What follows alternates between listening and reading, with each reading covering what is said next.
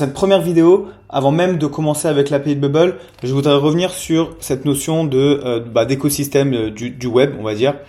Globalement, ce que je veux présenter ici, c'est qu'il y a cette notion de client-serveur. Le client, c'est celui qui va émettre la requête et le serveur, c'est celui qui va la recevoir pour ensuite envoyer une réponse. Globalement, ça dépend de où est-ce qu'on se situe.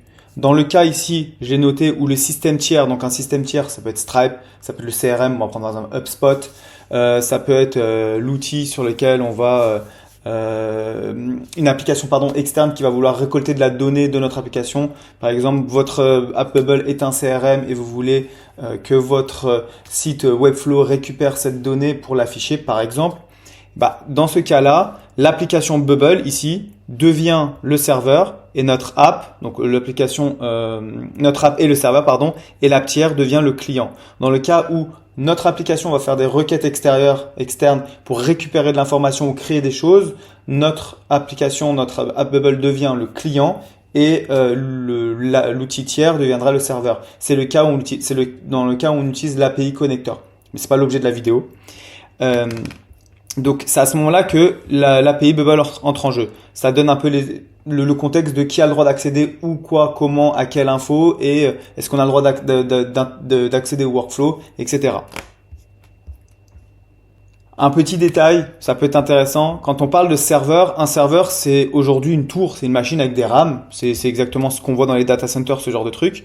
Mais notre ordinateur, notre ordi est un serveur. C'est un serveur local. Quand on est en développement classique, quand on développe localement, on code et on affiche le résultat localement sur notre ordi. C'est notre ordi qui fait office de serveur. C'est important de le noter parce que comme on travaille avec des outils no-code qui sont des SaaS, on travaille directement sur le web, donc sur Internet, et c'est pour ça qu'on n'a malheureusement pas la possibilité de travailler en local aujourd'hui avec des outils no-code.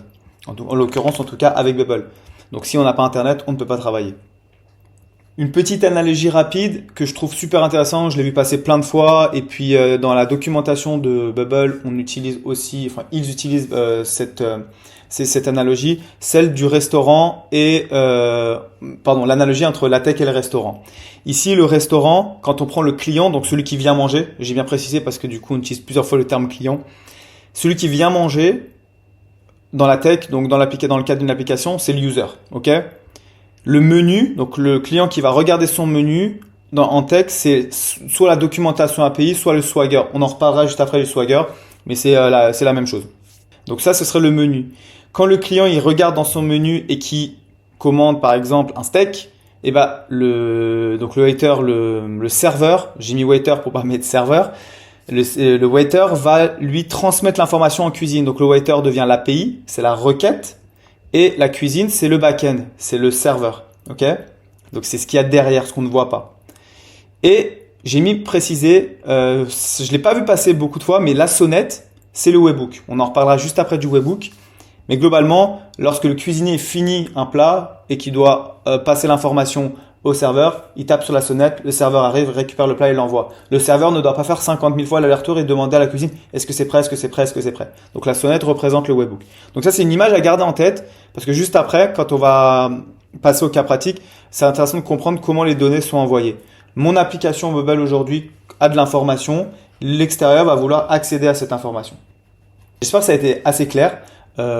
C'est la base à savoir pour moi pour pouvoir comprendre ce qu'il y a par la suite et on redétaillera webhook, API juste après. Ok, donc maintenant je vous laisse enchaîner avec les prochaines vidéos.